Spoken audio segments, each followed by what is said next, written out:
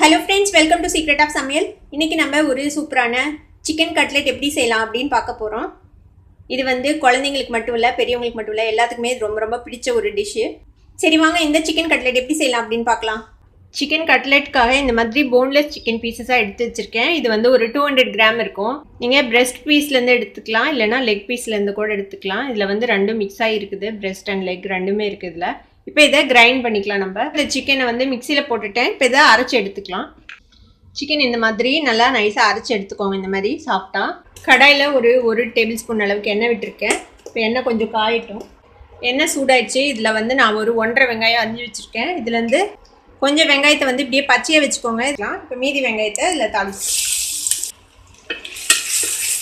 இது கூடவே ஒரு 2 பச்சை மிளகாய் நல்லா பொடியாக நறுக்கி வச்சுருக்கேன். இப்போ அதையும் ஆட் பண்ணிடலாம். வெங்காயம் ரொம்ப நேரம் ஃப்ரை பண்ண தேவையில்லை, கொஞ்சம் கலர் மாறுற வரைக்கும் இதை ஃப்ரை பண்ணுங்கள். லைட்டாக ஒரு பிங்க் ஷேடு வந்தோடனையும் மித்ததெல்லாம் போட்டு வெங்காயம் ஓரளவுக்கு வதங்கிடுச்சு. 1/2 டீஸ்பூன் அளவுக்கு இஞ்சி பூண்டு பேஸ்ட் போட்டுக்கோங்க. இதையும் ஃப்ரை பண்ணிக்கலாம். ஒரு 1/4 டீஸ்பூன் அளவுக்கு மஞ்சள் பொடி போட்டுக்கோங்க. இப்போ வந்து ஃப்ளேம் நல்லா கம்மி பண்ணி வச்சுக்கோங்க. ஒரு 1/2 டீஸ்பூன் அளவுக்கு மிளகாய் பொடி போட்டுக்கலாம். 1/4 டீஸ்பூன் சீரகத்தூள், 1/2 டீஸ்பூன் கரம் மசாலா பொடி, 1/2 டீஸ்பூன் அளவுக்கு பெப்பர் பவுடர். இது லைட்டாக ஃப்ரை பண்ணிக்கோங்க. இப்போ இது கூட நம்ம அரைச்சி வச்சிருக்கிற இந்த சிக்கன் ஆட் பண்ணிடலாம். இந்த சிக்கனை நல்லா மீடியம் ஃப்ளேம்லேயே வச்சு நல்லா ஃப்ரை பண்ணுங்கள். இது வந்து நல்லா குக் ஆகணும். இந்த சிக்கன் இது நல்லா ஃப்ரை ஆகி நம்ம முட்டை ஃப்ரை பண்ண மாதிரி நல்லா உதிரி ஆயிரும். அந்த மாதிரி ஃப்ரை பண்ணணும். இதை தேவையான அளவுக்கு உப்பு ஆட் பண்ணிக்கலாம். இந்த சிக்கனை வந்து ஒரு 10 to 15 மினிட்ஸ் இப்படியே வதக்குங்க. நல்லா இது வேகணும். அது வரைக்கும் நல்லா இதை வதக்கி எடுத்துக்கலாம். 10 நிமிஷமாக வெந்திருக்கு இந்த சிக்கன். பாருங்கள் நல்லா வெந்துருச்சு, நல்லா உதிரி ஆயிடுச்சு. பார்க்க முட்டை பொரியல் மாதிரி ஆயிடுச்சுல. இப்போ இந்த அடுப்பு ஆஃப் பண்ணிடலாம். இப்போ இது நல்லா ஆறுற வரைக்கும் வெயிட் பண்ணலாம். இந்த சிக்கன் நல்லா ஆறிச்சு. இப்போ இதில் இது வந்து ஒரு பெரிய உருளைக்கிழங்கு வேக வச்சு நல்லா மசிச்சு வச்சுருக்கேன், மேஷ் பண்ணி. இப்போ இதை இதில் ஆட் பண்ணிடலாம். இது வந்து சிக்கனில் மட்டுமே நம்ம இதை பைண்ட் பண்ண முடியாது, அதனால இது ஒரு பைண்டிங் ஏஜென்ட்டுக்காக நம்ம இந்த உருளைக்கிழங்கு ஆட் பண்ணுறோம். இது கூட கொஞ்சமாக வெங்காயம், பச்சை வெங்காயம் எடுத்து வச்சுருந்தோம்ல, அதையும் ஆட் பண்ணிடலாம். கொஞ்சமாக புதினா தலை சாப் பண்ணி வச்சுருக்கேன், அதையும் ஆட் பண்ணிடுங்க. கொத்தமல்லி தலை கொஞ்சம் நிறைய சாப் பண்ணி வச்சுருக்கேன், அதையும் ஆட் பண்ணிடலாம். நம்ம சிக்கனுக்கு தேவையான அளவுக்கு உப்பு போட்டோம். இதுக்கு உப்பு பத்தாதுன்றதுனால நீங்கள் கொஞ்சம் உப்பு ஆட் பண்ணிக்கலாம். இப்போ இதை நல்லா மிக்ஸ் பண்ணிக்கோங்க.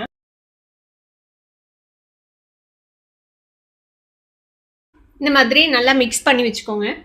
ஒரு கப் எடுத்துக்கோங்க. இதில் வந்து நம்ம கட்லெட்டை டிப் பண்ணுறதுக்காக ஒரு முட்டையை உடச்சி ஊற்றிக்க போகிறோம். இந்த முட்டையில் கொஞ்சமாக சால்ட் சேர்த்திக்கலாம், கொஞ்சமாக பெப்பர் பவுடர் நல்லா பீட் பண்ணிக்கோங்க. இப்போது நம்மளோட எக் ரெடி ஆயிடுச்சு. இது வந்து ரஸ்க் பவுடர். இதுக்கு பதிலாக நீங்கள் பிரெட் க்ரம்ஸ் யூஸ் பண்ணலாம், இல்லை ஃப்ரெஷ் பிரெட் க்ரம்ஸ் கூட யூஸ் பண்ணலாம். எது வேணால் யூஸ் பண்ணிக்கோங்க. இதுலேயும் கொஞ்சம் ஃப்ளேவருக்காக பெப்பர் பவுடர் ஆட் பண்ணிக்கோங்க. கொஞ்சமாக சால்ட் போட்டுக்கலாம், கொஞ்சமாக கரம் மசாலா பொடி போட்டுக்கலாம். இதை நல்லா மிக்ஸ் பண்ணி விட்டுருங்க. இப்போ இதை வச்சு கட்லெட் எப்படி செய்யலான்னு பார்க்கலாம். இதுக்கு தேவையான சைஸ்க்கு உருண்டையை பிடிச்சிக்கோங்க. ஃபஸ்ட்டு நான் கொஞ்சம் சின்ன சைஸ் கட்லெட் தான் போட போகிறேன். நீங்கள் பெருசாக வேணாலும் பெருசாக பிடிக்கலாம். இந்த மாதிரி உருண்டையை பிடிச்சிக்கோங்க. எக்கில் டிப் பண்ணிக்கலாம். எக்கில் டிப் பண்ணி ரஸ்க் பவுடரில் கட்லெட் ஷேப்பில் பிடிச்சிக்கோங்க. இந்த மாதிரி நல்லா ஸ்ப்ரெட் பண்ணி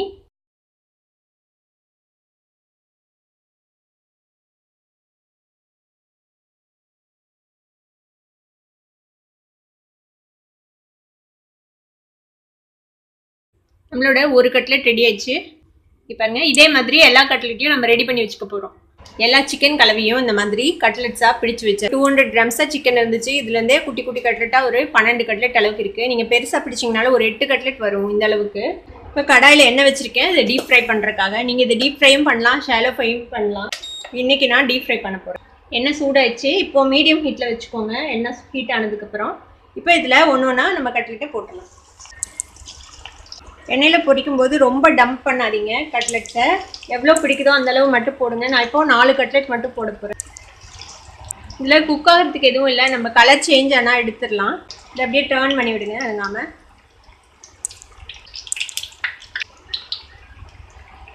பாருங்கள், நல்லா கட்லெட் ஃப்ரை ஆயிடுச்சு. இப்போ இதை எண்ணெயிலேருந்து எடுத்துடலாம். இதை எடுத்து இந்த மாதிரி ஒரு டிஷ்யூ பேப்பரில் ப்ளேஸ் பண்ணிடுங்க. இங்கே பாருங்கள் நம்மளோட சிக்கன் கட்லெட் எவ்வளோ சூப்பராக ரெடியாக இருக்குது. இதே மாதிரி எல்லா கட்லெட்டையும் பொரிச்சு எடுத்துக்கலாம். நம்மளோட சிக்கன் கட்லெட் இப்போ சூப்பராக ரெடி ஆயிடுச்சு சாப்பிட்றதுக்கு. இதை உங்கள் வீட்லையும் ட்ரை பண்ணி பார்த்துட்டு எப்படி இருந்தது அப்படின்னு எனக்கு கமெண்ட்ஸில் ஃபீட்பேக் கொடுங்க. இந்த வீடியோ உங்களுக்கு பிடிச்சிருந்ததுன்னா சப்ஸ்கிரைப் பண்ணுங்கள், பக்கத்தில் இருக்கிற பெல் ஐக்கானை கிளிக் பண்ணுங்கள். அப்போ தான் என்னோட நோட்டிஃபிகேஷன்ஸ் உடனே உங்களுக்கு வந்து சேரும். லைக் பண்ணுங்கள், ஷேர் பண்ணுங்கள். தேங்க்யூ ஃபார் வாட்சிங் this video viewers. Bye bye.